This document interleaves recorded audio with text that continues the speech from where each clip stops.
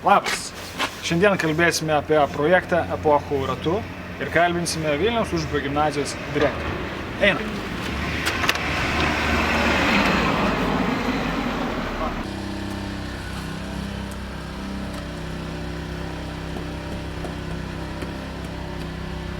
Kokia yra šio projekto pagrindinė mintis ir idėja? Šio projekto pagrindinė idėja, kad vaikai pažintų renesansą iš visų pusių. Kadangi jie tyrinės ir mokslą, ir istoriją, ir geografiją, muziką, dailę, meną ir taip toliau, kad galėtų sujungti tas žinias, pateikti, gebėtų kitiems mokiniams, rašytų knygą savo Užupio gimnazijos vadovėlį apie renesansą. Kuo skirsis šis projektas nuo ankstesnių projektų, tai yra praeitų ir užpraeitų metų? Na, šiais metais mes jau keliaujame į elektroninę erdvę. Yra sukurtas tinklaraštis, kur bus skelbiamos visos projekto naujienos, straipsniai žurnalistiniai, video įrašai.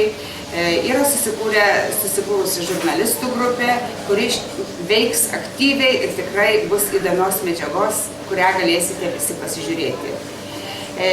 Kitas dalykas yra svarbus tai, kad šiais metais, skirtingai negu ankstesniais metais, yra įvesta vertinimo sistema.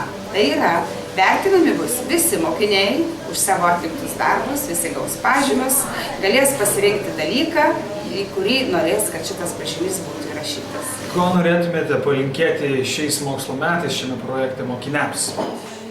Mėly moksleiviai, linkiu, kad šio projekto metu pasistengtumėte dirbti labai kūrybingai, išradingai, džiaugsmingai. Iš tikrųjų, visos jūsų veiklos bus vertinamos, visi jūs gausite pažymius. Ypatingai linkiu susikaupti ir rimtai nusiteikti pirmokams, kurie pirmą kartą eina į šį projektą. Ir tikiuosi, kad projekto pabaigoje visi galėsime pasidžiaugti gražiais rezultatais.